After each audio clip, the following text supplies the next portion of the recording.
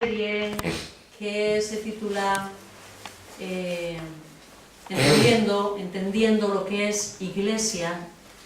La idea era trabajar, vamos a decir, el concepto de iglesia, pero quizás fue la cosa un poco más difícil porque también había en mi corazón, ¿no?, el hecho de que teníamos que trabajar el libro de Filipenses, un libro que estamos trabajando como congregación, pero en lo que llamamos las células, las reuniones en los hogares.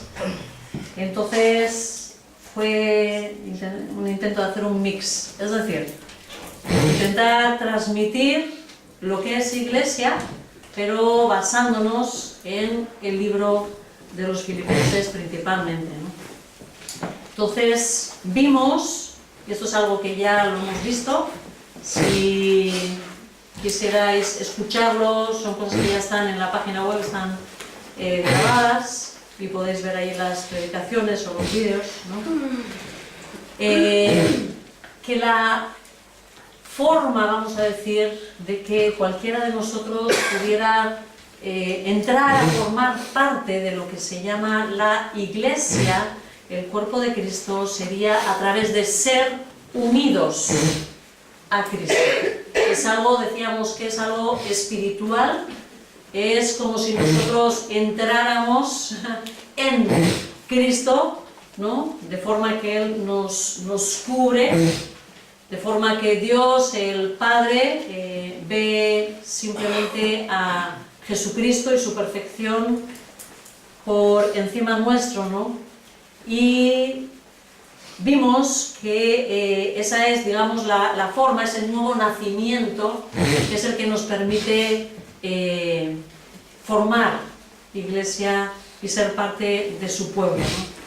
Luego hablamos, la siguiente predicación de lo que hablamos es que, claro, nosotros estamos ahora en Cristo, estamos revestidos de Cristo y en ese sentido Dios nos ve perfectos, pero la realidad es de que cómo está todavía nuestro ser, nuestra persona, bastante sucia, ¿no?, llena de pecado, un corazón nuevo, pero mucho pecado todavía en nosotros que hay que quitar. Entonces, en esta predicación lo que vimos claro es que la iglesia es una comunidad, pero no de personas perfectas, sino de personas en un proceso de madurez, en un proceso de cambio, en un proceso de transformación, ¿no? Y dijimos que en ese sentido nadie podía entrar a una iglesia mientras que estamos aquí en la tierra, ¿verdad?, y esperar que esa iglesia y esas personas que están ahí dentro sean perfectas, porque tendremos que decir, ¿no?, una iglesia es una comunidad de personas que están siendo transformadas, ¿no?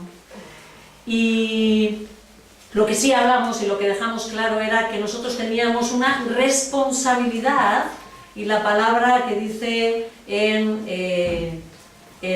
Filipenses es que debemos de estar ocupándonos de nuestra salvación con temor y temblor, que dice la palabra, ¿no? Hoy me gustaría reflexionar en la esperanza que sostiene a la iglesia. Nuestra completa transformación y vida eterna en el deleite de la persona de Cristo. Lo voy a volver a decir, ¿no? Lo que a nosotros nos sostiene como iglesia es el saber que va a llegar el momento de eso que tanto anhela nuestra alma, ¿no?, librarnos por fin de tanto pecado en nosotros, una completa transformación de nuestro ser y una vida eterna, es decir, una vida plena, una vida por siempre, deleitándonos en la presencia de nuestro Señor Jesucristo. Ese es nuestro destino, esa es la verdad que debe de sostener nuestras vidas y la verdad que debe de dirigirlas, aquello para lo que hemos sido creados. el propósito de nuestro vivir, ¿no? Se nos ha revelado el final de la película.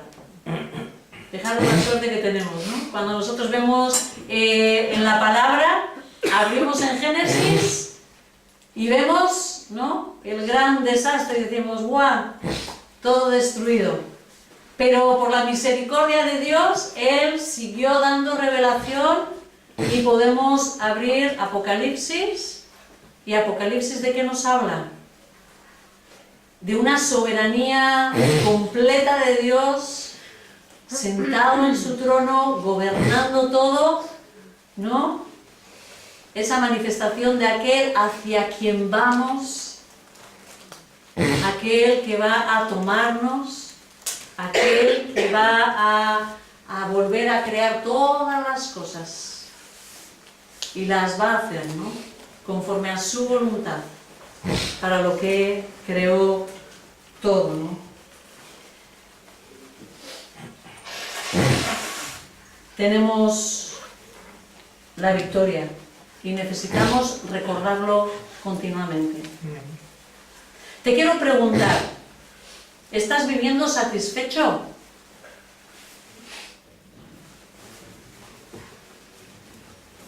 ¿Sabes a dónde vas? ¿Sabes para qué vives? Vámonos a Filipenses. Filipenses, capítulo 1, versículo 6.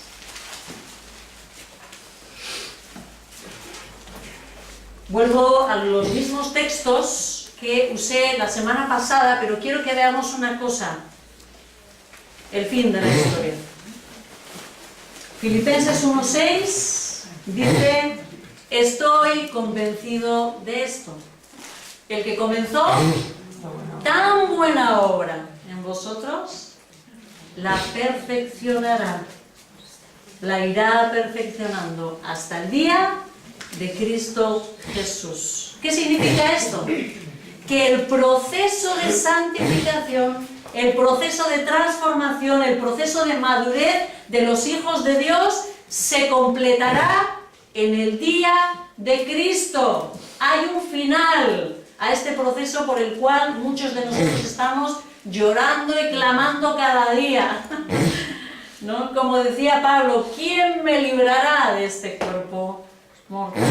¿No? Y eso se cumplirá. Es Dios el que lo hará. Esa buena obra que comenzó el día que conquistó tu corazón. Y si no lo conquistó, empieza a mirarlo a Él para que lo conquiste, para que puedas tener junto con nosotros esta esperanza gloriosa. Ese proceso de santificación, ese proceso de madurez de los hijos de Dios se completará. Nuestro Señor tiene reservado un día en que nos concederá el hecho de ser completamente maduros, completamente transformados, perfeccionados. ¿Sí? Yo sé que algunos de nosotros lloramos cuando nos vemos en ese proceso, ¿no? Y sentimos que nos faltan las fuerzas, quizás, ¿verdad? Señor, pues ahí está, hay un final, y hay un final glorioso. Filipenses 3, 13 y 14. Esto es otro de los textos, ¿no?, a través de los que estuvimos meditando la semana pasada. Filipenses 13 y 14. Y hablábamos de esa madurez de Pablo, que teníamos aquí un ejemplo de un hombre, ¿no? Un hombre completamente entregado. Y dice: hermanos, no pienso que yo mismo lo haya logrado ya. Y veíamos que Pablo reconocía que no había logrado esa perfección en esta tierra. Más bien, una cosa hago, olvidando lo que queda atrás y esforzándome por alcanzar lo que está delante, sigo avanzando hacia la meta. ¿Pero para qué? Para ganar el premio que Dios ofrece mediante su llamamiento celestial en Cristo Jesús. La meta hacia la que nos está dirigiendo en nuestras vidas, ese trabajo que estamos haciendo mientras que vivimos en este mundo, será ganar el premio que Dios ofrece en su buena voluntad, porque es algo que Él nos lo quiere dar. Una de las cosas que estamos trabajando con los chavales es el tema de las promesas de Dios. Y una y otra cosa que les recordamos es, esta es la promesa que Dios te hace, pero siempre recuerda, es un regalo de la bondad de Dios. Él no tiene ningún compromiso, ¿verdad? Él es bueno porque es bueno, porque quiere ser bueno con nosotros. Nos da las cosas y las bendiciones y se compromete con nosotros porque lo quiere hacer. Como solemos decir en español, porque ¿verdad? Sí, es así, ¿no? Es algo que nace de su corazón, pero no que nos deba en absoluto, ¿verdad? Esas promesas. Una pregunta, examen, aquí ya siempre. ¿Recordáis qué es lo que Dios prometía hacer con sus hijos a través de la obra de salvación que es progresiva? Esa transformación que iba ocurriendo en nuestras mentes, ¿cuál era el objetivo que tenía? ¿Hacia dónde íbamos esa transformación? Voy a dar una pista. ¿Hacia quién o hacia qué persona, vamos a decir, se dirige nuestra transformación? Igual no digo bien la pregunta, es difícil la pregunta. O sea, llegar a la estatura de Cristo, ¿verdad? Como decía Romanos 8:29, ¿no? A los que aman a Dios todas las cosas le ayudan a bien, ¿no? Esto es, y aclara a quiénes son los que aman a Dios. A los que conforme a su propósito han sido llamados, ¿no? Porque a estos que llamó, los predestinó, ¿no? Y los santificó, y los glorificó. Y en ese proceso, ¿no? Que es el que hoy estamos hablando, esa glorificación, ¿no? ¿Para qué? Para ser transformados a la estatura de Cristo, como Cristo, ¿no? Somos una nueva creación que, como se gesta un niño en el vientre de su madre, vamos desarrollando la imagen de Jesús, su carácter, su forma de ser en nosotros. Es como si nosotros, no sé, así como un niño, ¿no? En el vientre de su madre va siendo transformado y va siendo formándose hasta dar a luz una persona, vamos a decir, ¿no? Ya un ser ya formado, ¿no? Desarrollado, plenamente desarrollado. Algo así es con nosotros. Durante esta vida sería como si estuviésemos siendo gestados por Jesús. Y poco a poco nos vamos desarrollando, hasta que Él decida, este es el momento en el que ya es un ser, una persona ya, no sé cómo decir, ¿no? que me representa, un hijo mío, un Cristo chiquitito, ¿no? Algo así, ¿no? Y es en nuestra vida, ¿no? Nosotros vamos transformándonos y moldeándonos y madurando ese ser que se saldrá a la luz cuando llegue este momento, ¿no? No sé cómo lo hará Dios, pero ese día se terminará ya nuestro pecado, nuestra debilidad, nuestras dudas, nuestras frustraciones, nuestras desilusiones, nuestros dolores, nuestros temores, todas nuestras rabias, nuestros odios, nuestras envidias, nuestros fracasos. Todo desaparecerá en nosotros para poder manifestarse gozo, el amor, la bondad, la mansedumbre, el dominio propio completos, todo lo que es el carácter de Cristo en nosotros. ¿Cuándo llegará ese día? ¿Cuándo llegará ese día, Señor? seremos completamente guiados, ¿no? Como controlados completamente por el Espíritu Santo, ¿no? Entonces nuestra mente será la de Cristo. ¿Sí? Como Pablo dice, tenemos la mente de Cristo. Pero, como lo he dicho ya varias veces, las cosas espirituales son un ya, pero todavía no. ¿Qué significa esto? Ya es en Cristo, las cosas son cumplidas. ¿Hemos sido resucitados? Sí, dice la Escritura que hemos sido resucitados con Cristo, pero todavía no. ¿Verdad? Estamos aquí. ¿Sí? ¿Somos santos y perfectos? Sí, pero en Cristo todavía no. ¿Sí? ¿Nos ve Dios santos? ¿Nos ve Dios perfectos? Sí. Lo somos. ¿En qué sentido? De que es tan cierto. ¿Cómo ve Dios esto? Como cumplido. Dios ve presente, pasado y futuro. Tan real, tan delante de sus ojos, como si estuviese ocurriendo ya. Y esta tiene que ser nuestra visión. Ya estamos sentados, como dice Efesios, en los lugares celestiales. ¿Sí?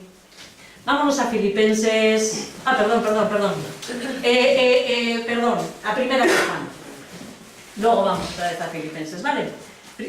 Primera de Juan 3. Hay una cosa que es extraordinaria en todo este proceso que Dios tiene para nosotros. Y es... Primera de Juan 3. No perdamos nunca a Filipenses, ¿vale? Y es que no solamente nuestro carácter va a ser transformado.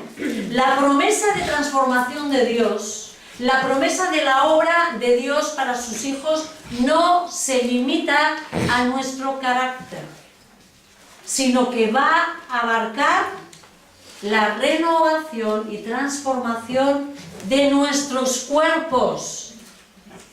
Él se va a ocupar de nuestro interior, pero de nuestro exterior también. La transformación es completa, ¿no? Primera de Juan, en el capítulo 3, versículo 2, dice: queridos hermanos, ahora somos hijos de Dios, pero todavía no se ha manifestado. Es este ya, pero todavía no, ¿vale? Todavía no se ha manifestado lo que habremos de ser. Sabemos, sin embargo, que cuando Cristo venga, seremos semejantes a Él, porque lo veremos tal como Él es, ¿no? Nuestra transformación será completa en alma, pero y en cuerpo, ¿sí? No vamos a ser seres por ahí abstractos pululando, ¿no? Sino que vamos a tener un cuerpo renovado, y entraremos en una nueva dimensión en la que nos va a permitir ver a Cristo tal y como Él es, con unas capacidades de poder desarrollar el carácter de Dios en nosotros. Volvemos a Filipenses 3, y nos centramos en los versículos 20 y 21. La semana anterior que yo hablé, desarrollamos el tema hasta el 19, y ahora me quiero centrar en el 20 y el 21, y dice así: en cambio nosotros, está hablando de todo ese proceso de santificación, y dice: en cambio nosotros somos ciudadanos del cielo, de donde anhelamos recibir al Salvador, el Señor Jesucristo.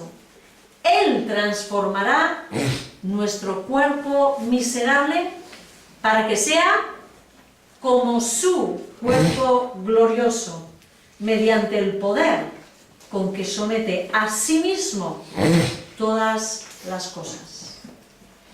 Nuestro cuerpo va a ser rediseñado, regenerado, transformado, para poder entrar en el cielo, es decir, en la presencia de Dios. El cielo es la presencia de Dios, ¿sí? No es que sea un lugar donde cogemos un ascensor y subimos, o es que esté situado no sé dónde, sí, sino es la presencia, la manifestación de la presencia y la gloria de Dios. Eso es el cielo, ¿no? En esa dimensión divina vamos a poder entrar, que tiene preparada para la eternidad. Y Pablo nos lo asegura haciendo referencia al poder con que somete Dios a sí mismo todas las cosas. Es decir, lo que Pablo nos está diciendo es que el poder con el que él sujeta el universo entero bajo su soberanía es suficiente para transformar o para llegar a transformar nuestros cuerpos débiles, corruptibles, en cuerpos gloriosos. ¿No? Cada uno dice, pero ¿cómo? Pero, ¿no? ¿Será posible que este cuerpo? Y de repente empezamos a dudar cosas, ¿no? Aquel que tiene el control absoluto de cada detalle del universo. La flor que ha nacido en el desierto y que jamás la han visto unos ojos humanos. ¿Qué hace ahí? Da la gloria a Dios. Y Dios se deleita en ella porque es su creación. Y le da el sol suficiente y el agua que necesita para la vida. ¿Sí? Porque es creación de Dios, ¿no? Ese poder con que Dios sujeta todas las cosas, ese poder con el que Dios está pendiente de cada cabello que se te cae. Y a algunos de nosotros se nos está cayendo más, algunos por el estrés, ¿verdad? Pero hasta de eso está pendiente el Señor. Con ese poder, Él va a transformar, es lo que nos está diciendo Pablo, os aseguro de alguna forma, ¿no? Con el poder con el que Dios sujeta a sí mismo todas las cosas, lo hará, ¿verdad? Entonces, cuando pensamos en el cuerpo del Señor Jesús, ya tenemos una referencia. Nosotros no lo vimos, pero las Escrituras han hablado de Él. Aquellos que convivieron con Él, aquellos que lo vieron después de resucitado, nos han dejado datos para poder saber cómo podría ser nuestro cuerpo glorificado. ¿Qué cosas sabemos de ese cuerpo glorificado? ¿Podía Jesús comer? Sí. Jesús comió. Jesús desayunó unos peces, Jesús cenó con ellos. ¿Podía beber? Sí. Es decir, nuestro cuerpo glorificado va a tener la capacidad de deleitarse en la comida y en la bebida. ¿Sí? Pero Jesús caminaba, tenía un poco la forma de hombre, sí, ¿verdad? Caminaba con ellos, aquellos a los que se les aparece en el camino de Maús, ¿no? Entonces vemos que en ese sentido tiene piernas, hablan con él. Había algo extraño en Jesús. Normalmente le reconocían nada más verlo. Sí. Nada más verlo no. Había algo. Había algo. No sé bien qué es. Supongo que no les miraría con esos ojos de fuego que son revelados a Juan, ¿no? Pero había algo en él que era un poco extraño, vamos a decir. Al final todos se daban cuenta y dicen, ¿no ardía nuestro corazón? Mientras que él nos hablaba. Y luego ya quizás cuando quitaron ese temor de que no era un fantasma, era un cuerpo glorificado lo que tenían delante, ¿no? Y empezaban ahí a reconocerlo. Pero tenía forma, vamos a decir, de persona, como nosotros la tenemos ahora. Ahora bien, ¿le limitaba a ese cuerpo los lugares? No, ¿por qué no? ¿Por qué sabemos que no? Usaba paredes, ¿no? Eso es. ¿Sí? Aparecía, desaparecía, entraba dentro de una habitación, salía de ella. ¿Tú lo has visto? Yo no. ¿Verdad? Lo que vemos es que no tenía limitación, como nosotros tenemos, ¡pum!, ¿no? Nos chocaríamos con la pared que hizo Rafa, ¿verdad? Estamos limitados. Sin embargo, el cuerpo glorificado que vamos a tener no tiene esa limitación, no va a tener exactamente las mismas limitaciones que nosotros, ¿no? Quizás nosotros necesitamos comer. Sin embargo, la palabra nos dice de que no va a haber allí ni dolor ni nada, ¿no? Con lo cual no duele, no hay enfermedad, libres de artrosis, libres de artritis, gracias Señor, ¿verdad? ¿No? Todas esas cosas que nosotros tenemos no habrá ya en ese cuerpo, no habrá en ese cuerpo. Es más, comeremos y beberemos, pero por el propio deleite de lo que Dios ha creado, ¿verdad? La capacidad que ha dado de deleitarnos en los alimentos o en la bebida, lo podremos hacer, ¿no? Junto con Él, junto con nuestro Señor, ¿no? Mirad, hay un capítulo, mantenemos Filipenses, y vámonos a 1 de Corintios 15. Este es el capítulo por excelencia que habla precisamente de este hecho que acabo de decir, de la transformación. Y nos vamos al versículo 42, no vamos a desarrollar todo, ¿no? Porque nos estamos basando en Filipenses 42, del 42 al 54. ¿Era en Corintios? 15, ¿qué he dicho? 13. He dicho yo, ¿eh? No, 15, 42. Y está hablando de esto, ¿vale? Del cuerpo resucitado, del cuerpo glorificado. Así sucederá también con la resurrección de los muertos, perdón. Lo que se siembra en corrupción resucita en incorrupción, es decir, que no se va a corromper. Ahora tenemos un sistema de que nuestro cuerpo, cuando ya le falta la vida y Dios le saca, le quita ese espíritu, esa alma que le está dando ese aliento de vida, el cuerpo es autodestruido, salen gusanos de nosotros, ¿sí? Hay una corrupción desde dentro del cuerpo, ¿vale? Con lo cual, lo que se siembra en corrupción resucita, es levantado en incorrupción. Lo que se siembra en oprobio, es decir, en vergüenza, ¿no? Resucita en gloria. Lo que se siembra en debilidad, resucita en poder. Se siembra un cuerpo natural, resucita un cuerpo espiritual. Si hay un cuerpo natural, también hay un cuerpo espiritual. Así está escrito. El primer hombre, Adán, se convirtió en un ser viviente.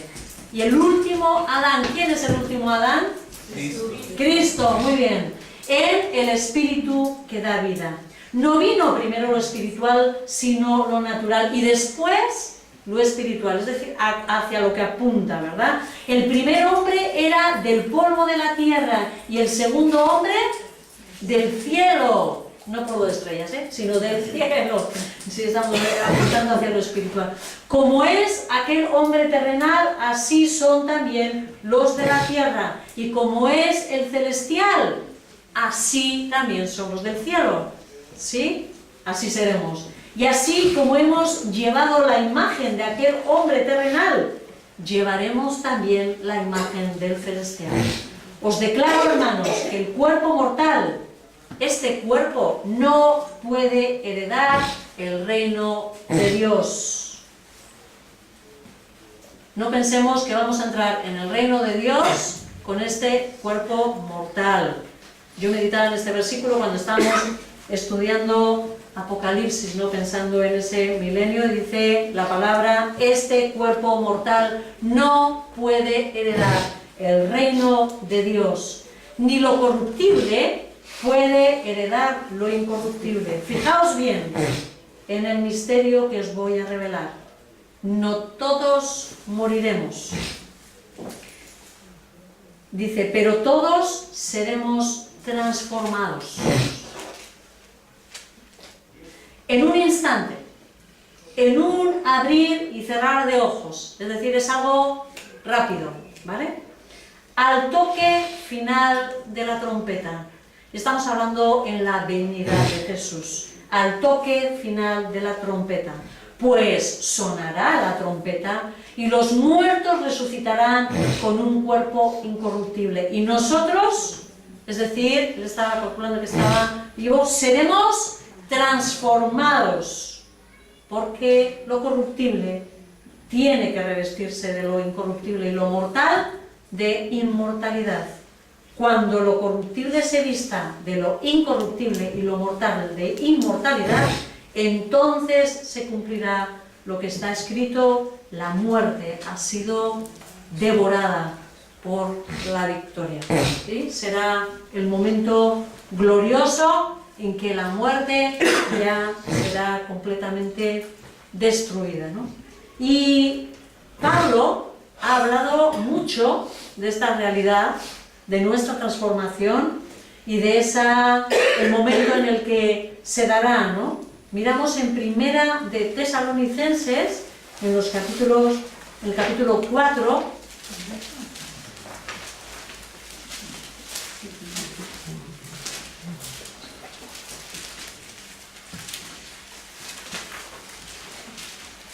Pablo estaba, en un principio, no ya hasta que ya fueron pasando los años, él estaba completamente convencido de que el Cristo iba a volver a buscar a su iglesia en cualquier momento. ¿Sí? Tan convencido estaba él que él estaba seguro de que él iba a estar vivo en el momento de la venida de Jesucristo. ¿Vale? Y lo vemos por su carta a los tesalonicenses en el capítulo 4, leemos del 13 al 17. Dice así: hermanos, no queremos que ignoréis lo que va a pasar con los que ya han muerto, para que no os entristezcáis como esos otros que no tienen esperanza. Ahí está el quid de la cuestión, ¿verdad? ¿Acaso no creemos que Jesús murió y resucitó?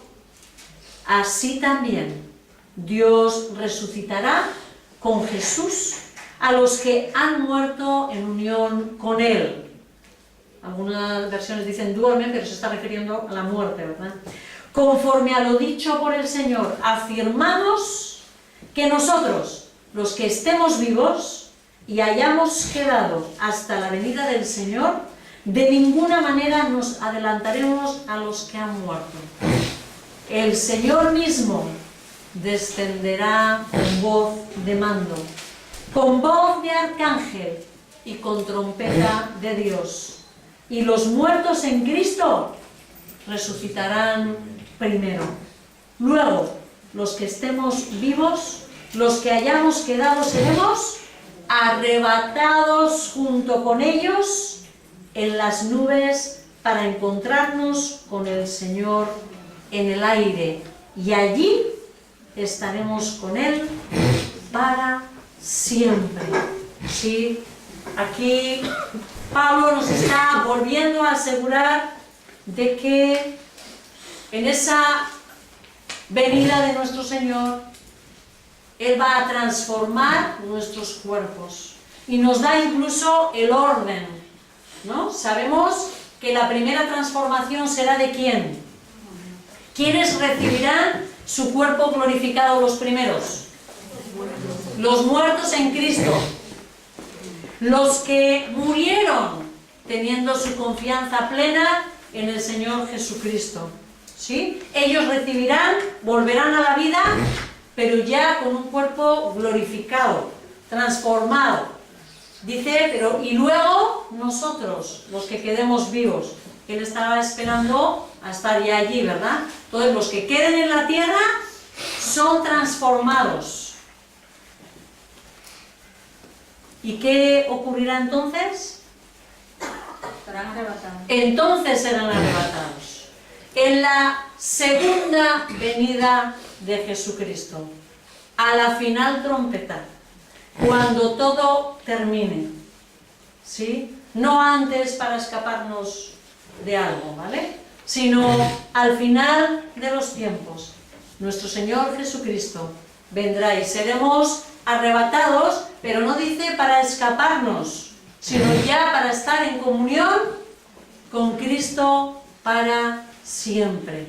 ¿Sí? Ese es el orden de los acontecimientos que nos dice la palabra, ¿no? Y también vemos que nuestro Señor Jesucristo, ¿cómo vendrá?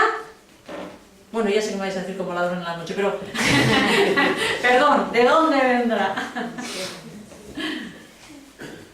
¿De dónde viene? ¿Vuelve a nacer? No, esta vez ¿de dónde viene? Del cielo.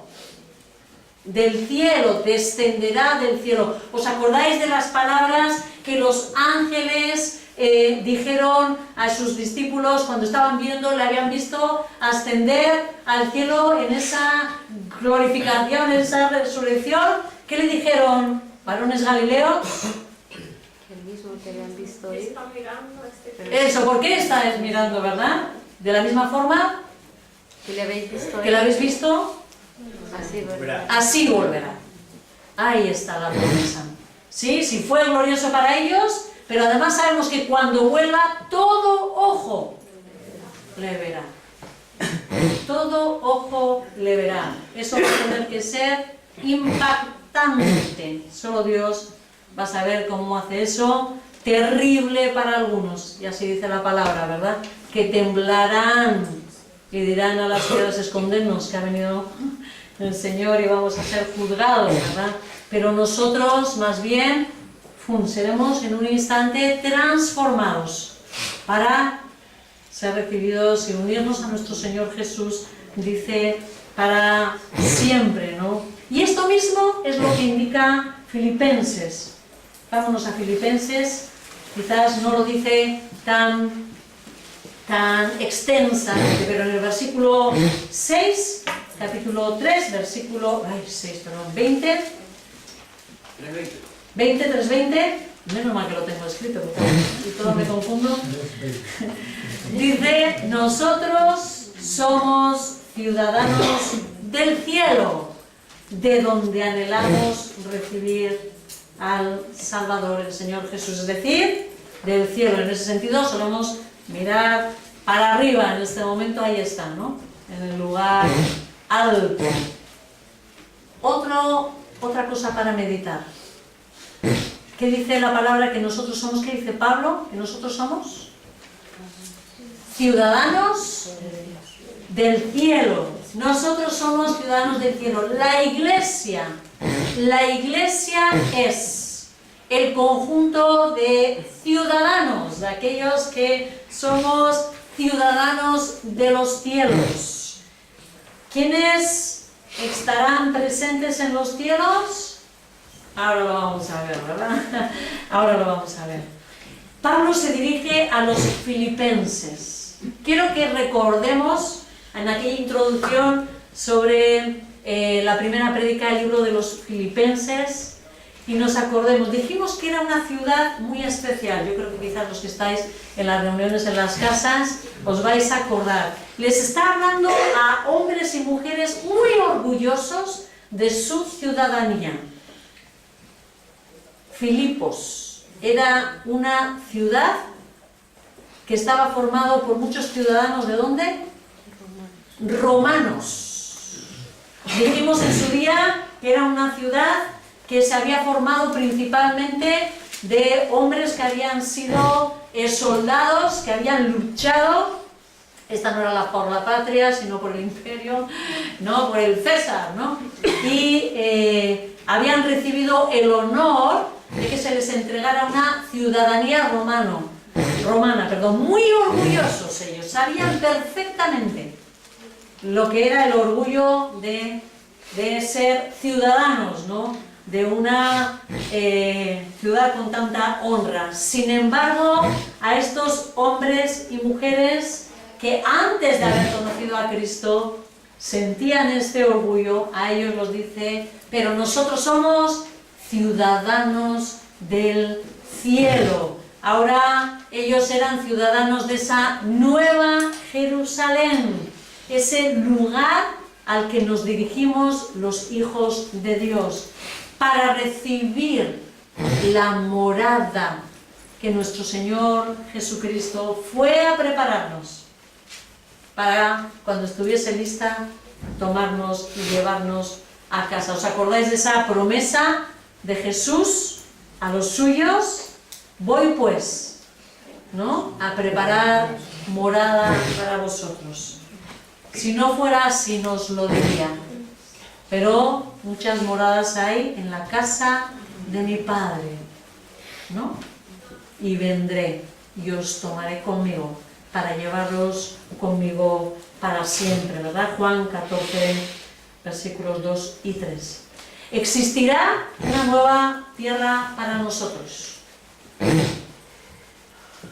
Y está el debate abierto si es una tierra completamente nueva en cuanto a creación o si es una nueva tierra simplemente como nosotros somos nuevas criaturas que vamos a ser transformados por dentro y por fuera, así mismo que Jesús haga con esta tierra, ser completamente transformada y purificada, ¿verdad? Y hay versículos también que apoyan esta posibilidad, ¿no?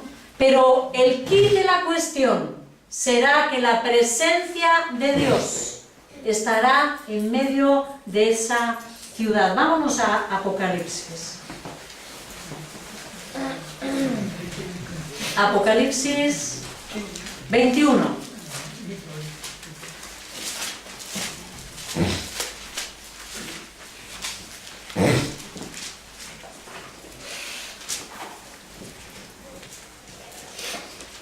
Vamos a leer del 1 al 5. Después vi un cielo nuevo y una tierra nueva, porque el primer cielo y la primera tierra habían dejado de existir, lo mismo que el mar. Vi además la ciudad santa, la nueva Jerusalén, que bajaba del cielo, procedente de Dios, preparada como una novia hermosamente vestida para su prometido. Oí una potente voz que provenía del trono y decía: aquí, entre los seres humanos está la morada de Dios. Él acampará en medio de ellos y ellos serán su pueblo. Dios mismo estará con ellos y será su Dios. Él les enjugará toda lágrima de los ojos. Ya no habrá muerte, ni llanto, ni lamento, ni dolor, porque las primeras cosas han dejado de existir. El que estaba sentado en el trono dijo: yo hago nuevas todas las cosas, y añadió: escribe, porque estas palabras son verdaderas y dignas de confianza. Y si nos pasamos al capítulo 22, versículos 3 al 5, vemos que en esta nueva realidad preparada para los hijos de Dios ya no habrá maldición. El trono de Dios y del Cordero estarán en la ciudad. Sus siervos le adorarán, lo verán cara a cara y llevarán su nombre en la frente. Ya no habrá noche, no necesitará luz de lámpara ni de sol, porque el Señor Dios los alumbrará y reinarán por los siglos de los siglos. Es decir, ¿cuál es el cielo al que donde vamos a estar por la eternidad?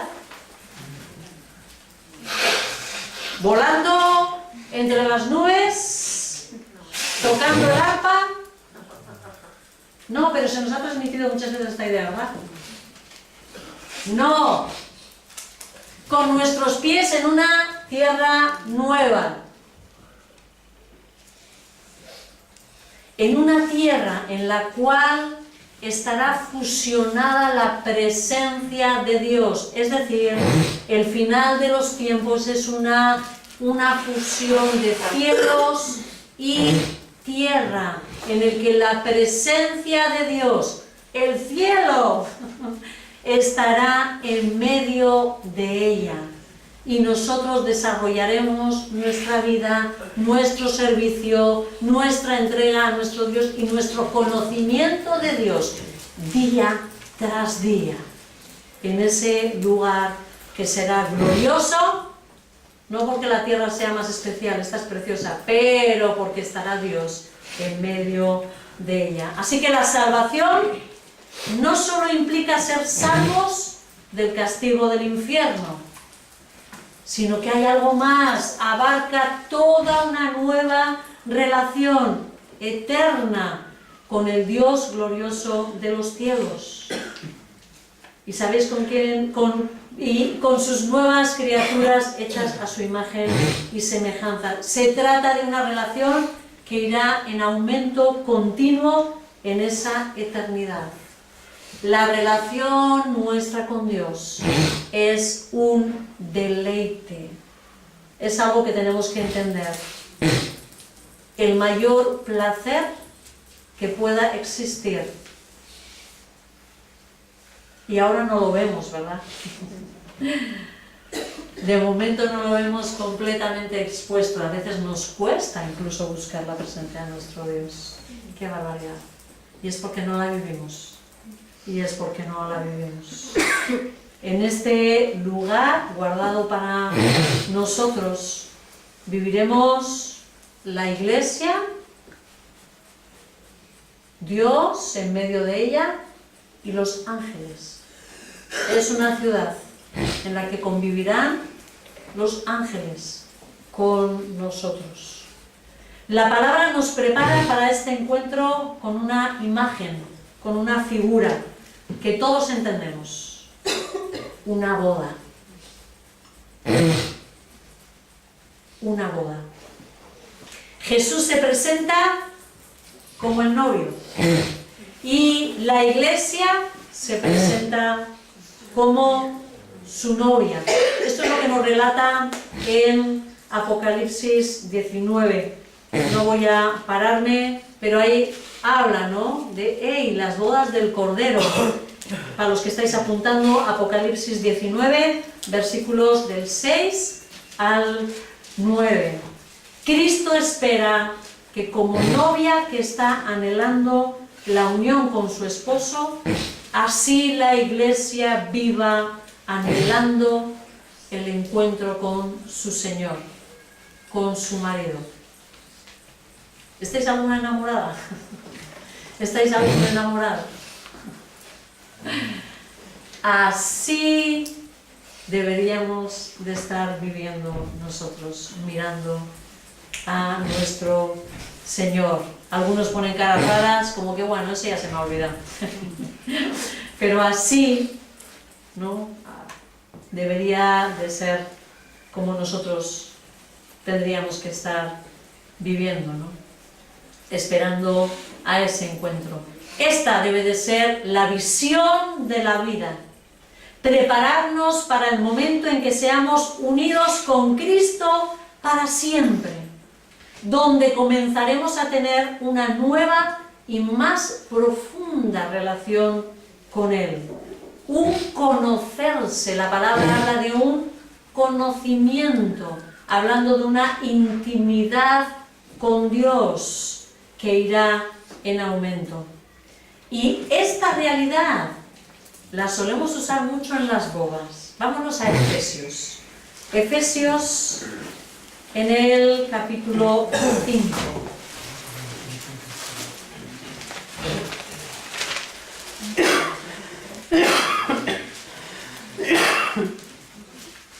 Efesios capítulo 5, versículo 23.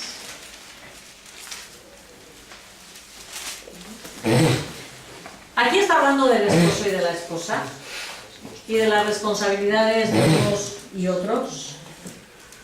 Pero vamos a ver, ¿no? Ahora vamos a estar pensando en la iglesia y en Cristo, ¿vale? Pero fijaros todo lo que revela de esa relación. Dice así en el versículo 23. Porque el esposo es cabeza de la esposa, así como Cristo es cabeza y salvador de la iglesia, la cual es su cuerpo. Es otra figura de lenguaje, también otra forma para entenderlo, ¿verdad? Así como la Iglesia se somete a Cristo, también las esposas deben de someterse a sus esposos. Esposos, amad a vuestras esposas, así como Cristo amó a la Iglesia. Fijaros a qué punto hemos sido amados. Amó a la Iglesia, se entregó por ella, ¿para qué? Para hacerla santa, que es lo que estábamos diciendo, es el final de la historia. ¿Sí? ¿Os acordáis este muñeco que pintábamos, donde os mostraba que todavía durante nuestra vida nosotros todavía estábamos negros y íbamos poco a poco limpiándonos? Estaremos completamente limpios, santa, dice, ¿no? Él la purificó, lavándola con agua mediante la palabra, para presentársela a sí mismo, se la lavó para él mismo, ¿verdad? Como una iglesia radiante, sin mancha, ni arruga, ni ninguna otra imperfección, sino santa e intachable. Estamos hablando de una pureza completa que nosotros no podemos ni pensar ni entender, ¿no? Y saltamos al versículo 31, dice: por eso dejará el hombre a su padre y a su madre y se unirá a su esposa, y los dos llegarán a ser un solo cuerpo. Y fijaros lo que dice luego Pablo. Esto es un misterio profundo. Está hablando de la relación, de la unión de un hombre y una mujer, y estamos hablando de un acto sexual. Dice, esto es un misterio profundo. Me refiero a Cristo y a la Iglesia. Hay un misterio en la unión entre Cristo y su Iglesia. Y nosotros como Iglesia vamos hacia esa unión. Nos estamos preparando como Virgen preciosa que se va limpiando y preparando su ajuar para encontrarse en los brazos de su esposo y unirse con él para siempre. Esta unión de máximo placer es un símbolo de la realidad que nos espera en nuestro encuentro con Cristo. ¿Me entendéis? Las realidades que Dios ha establecido en esta tierra, esas realidades nos hablan de las realidades espirituales. ¿Sí? Dios se ha declarado Padre. ¿Por qué nosotros funcionamos en familias? O hasta ahora, en familias. Padre, madre, hijos. Todo eso era algo establecido por Dios. ¿Por qué le dio esa forma? Para que entendamos las verdades espirituales. Él es nuestro Padre, nosotros somos sus hijos, ¿sí? Nosotros somos hermanos entre nosotros. Todo lo que es lo establecido por Dios viene a revelar lo espiritual. ¿Me entendéis esto? ¿Sí? ¿Sí? Como están establecidas las cosas, es una revelación de lo que es la verdad. Y exactamente lo mismo ocurre con la unión sexual de un esposo con su esposa.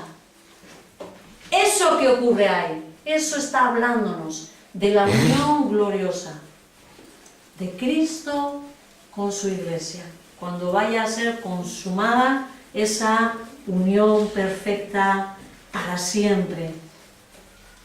Algo misterioso, como dice Pablo, pero con seguridad muy bueno, gozoso y placentero para nuestras almas. La cuestión es, Iglesia, ¿estás esperando el encuentro de tu Señor como novia que espera el momento de su boda? Ya ni siquiera tenemos eso en la sociedad. Se nos ha robado. se nos ha robado ese simbolismo. Porque ahora resulta que ni novia ni nada, que se va a vivir con el novio para ver a ver si funciona y no sé qué, ¿verdad? Hasta eso, que de alguna forma era un simbolismo también de la espera de la Iglesia, de su venida, ¿no? De la venida de nuestro Señor Jesús, ¿no? ¿Está tu alma anhelando ese momento de esa unión? ¿O anhelas más las relaciones de este mundo? ¿En qué tienes tu mente? ¿En los amoríos en esta tierra? ¿O de tus amistades, las relaciones entre amigos? ¿O de la familia? ¿Cuál es tu anhelo? ¿Cuál es tu espera, ¿no? ¿Cómo estás planteando tu vida?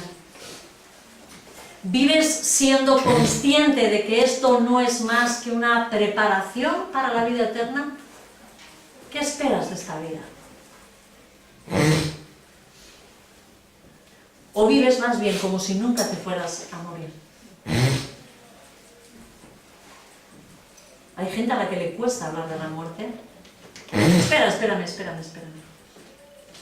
Hombre, ya, la muerte ya, bueno, pero ahora hablamos de eso en otro momento porque no lo quiero.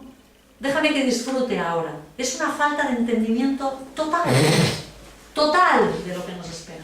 Es una falta de visión completa de lo que Cristo está haciendo en nosotros y para lo que está trabajando en nosotros. Cuando huimos de la realidad de que nos vamos a ir de aquí y de que lo de después es mucho mejor para el pueblo de Dios, claro. Estoy hablando al pueblo, ¿eh? Para nosotros. ¿Crees verdaderamente que lo mejor está por venir? ¿O tienes un arraigo tan fuerte a lo que tienes en la tierra que no te gusta pensar en la muerte? ¿Y sabéis cuál es la triste realidad?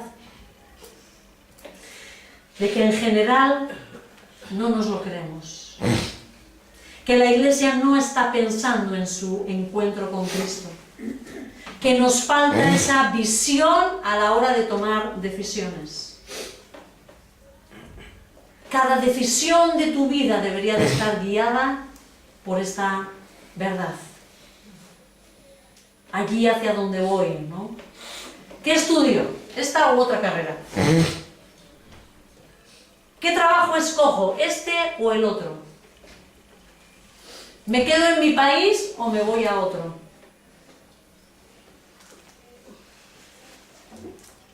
¿Estamos buscando la gloria de Dios y estoy pensando en esas decisiones en el más allá? Seamos honestos, ¿en qué estamos pensando? ¿En dinero? ¿En comodidad? ¿En comodidad? Pensamos en nosotros mismos. Buscamos comodidad, no efectividad. Necesitamos reordenar nuestra mente. Entender que Dios nos ha creado para desarrollar a Cristo en nuestras vidas y para que tengamos durante toda la eternidad una relación con Él que irá en aumento. Y esta verdad, el que esto esté grabado en tu mente y en la mía es lo que nos va a producir paz en el presente, gozo, seguridad de un final glorioso, entendimiento del propósito de esta vida. Si no lo hacemos así, seremos una iglesia que va vagando por la vida. Hago esto, luego lo otro, bueno, luego cambio, esto me ha salido mal. ¿Cuántas cosas de nuestra vida van de mal en peor? Porque no hacemos aquello que Dios nos está diciendo que es bueno para nuestra eternidad y para nuestra vida. Vivimos dando tumbos. Vivimos dando tumbos. No sabremos qué hacer. Sobreviviremos. Pero no estaremos cumpliendo el propósito para el cual fuimos llamados. Iglesia, despierta, que tu esposo te está anhelando y vuelve para buscarte. Que sea esta verdad grabada en lo más profundo de nuestras almas y nos mantenga siempre mirando al premio del supremo llamamiento, que es nuestra unión con Cristo. No hay nada mejor. Señor, queremos presentarnos delante tuyo con estas vidas, Señor, muchas veces confundidas, mentes estorbadas por tantísimas cosas que el mundo bombardea, Señor.